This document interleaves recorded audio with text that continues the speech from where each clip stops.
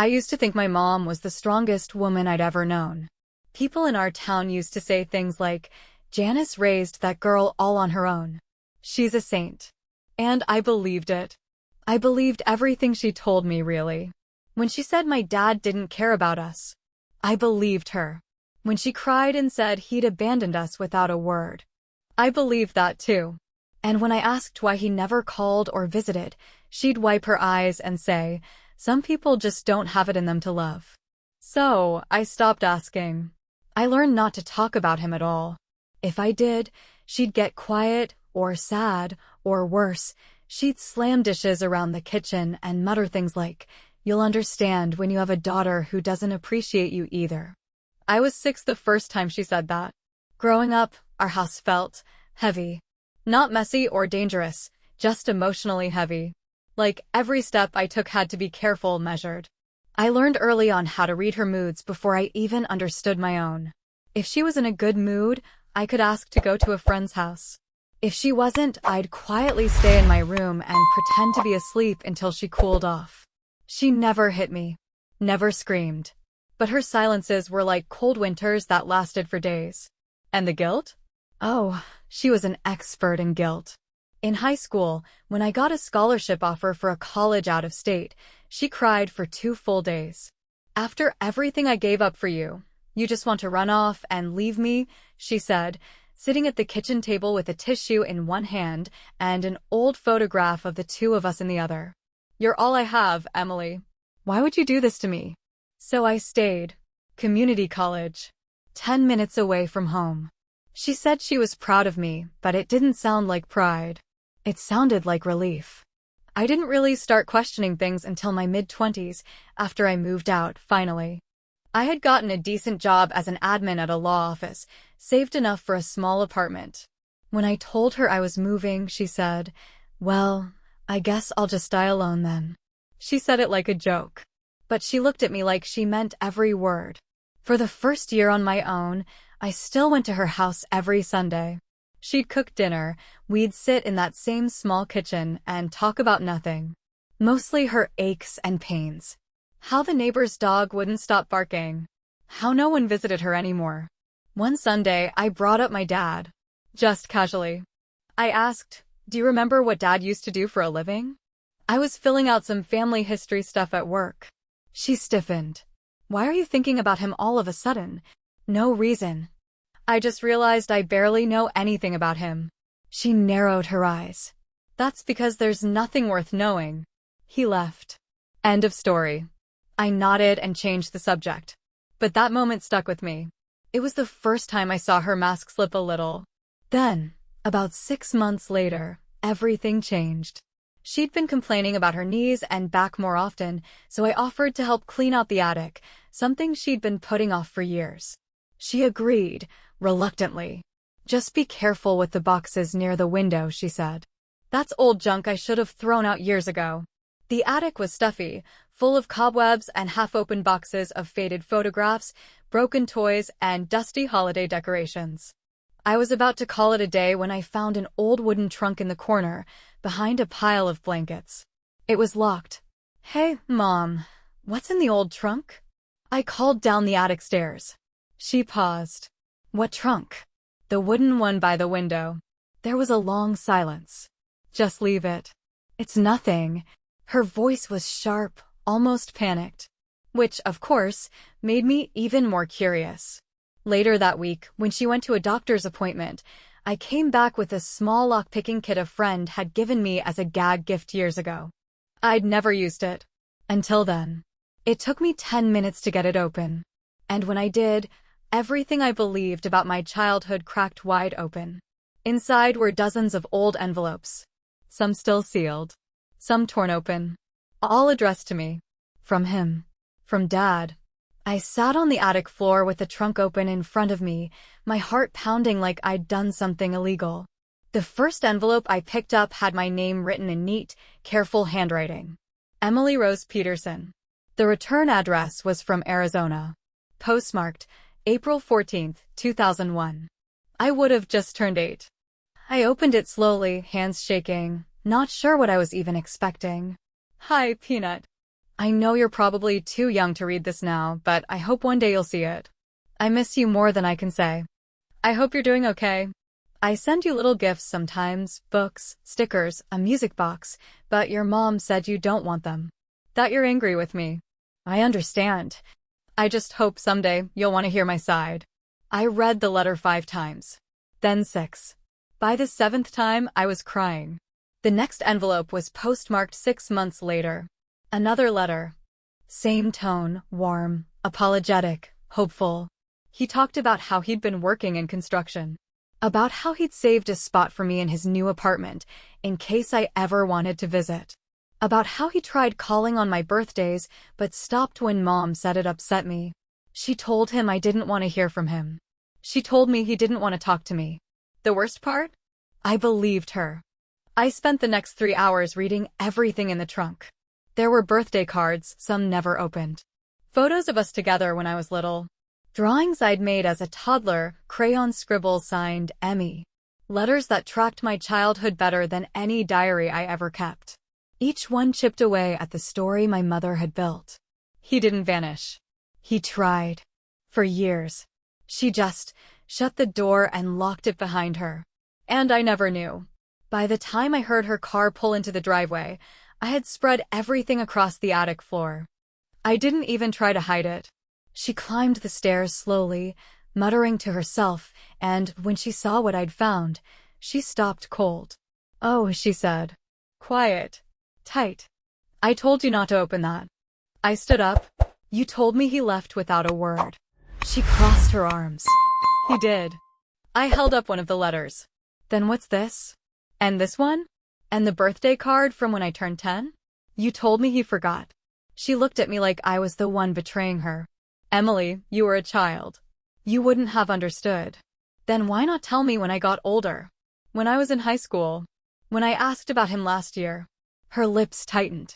"Because I knew what he'd do. He'd come back, pretend to be a father for 5 minutes, and disappear again.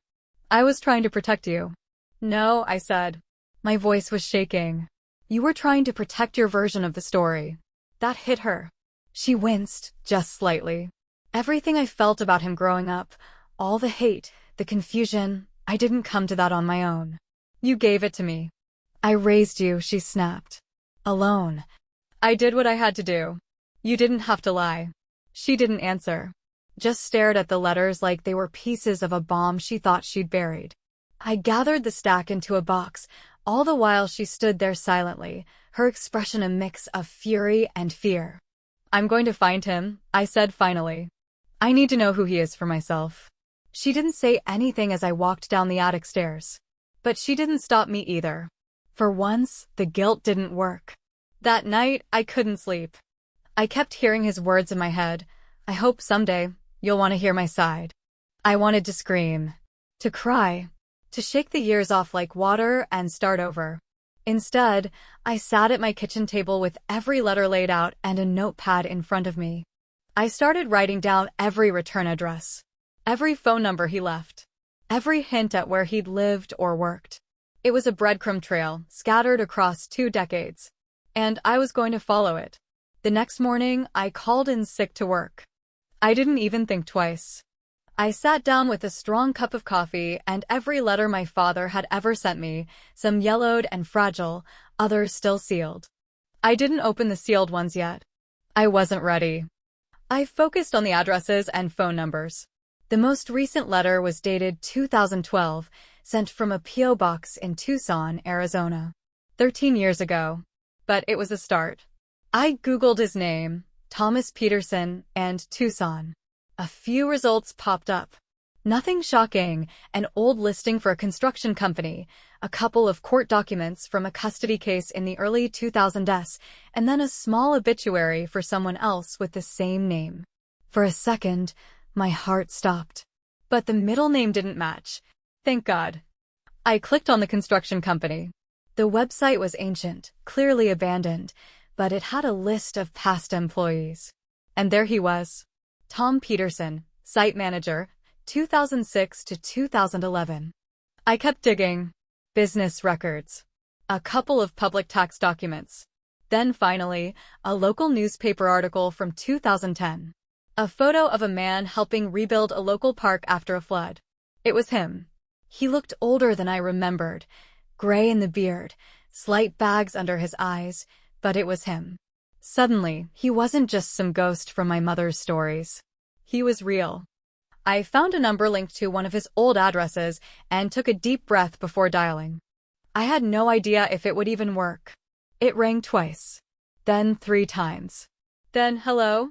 A woman's voice. Maybe late 40s, polite but guarded. Hi, I'm looking for Tom Peterson? I'm not sure if this is the right number. There was a pause. Then, cautiously, who's calling? I hesitated. My name's Emily. Emily Rose Peterson. I think I'm his daughter. Silence. Then, hold on. My heart was in my throat. I heard muffled movement. A door. A voice in the distance. Then, suddenly, a different voice came on the line. Rougher, older, but instantly familiar in a way that made my chest tighten. Emily? I nearly lost it right then and there. Yeah. I found your letters. In my mom's attic. Another long pause. Then a breath, like he'd been holding it for years. I didn't think I'd ever hear your voice. Tears welled up, but I blinked them away. I didn't even know you tried. I thought you left. I didn't leave you, Em. I left your mother. She made sure that meant leaving everything. We talked for over an hour. He told me about how their marriage fell apart when I was 5.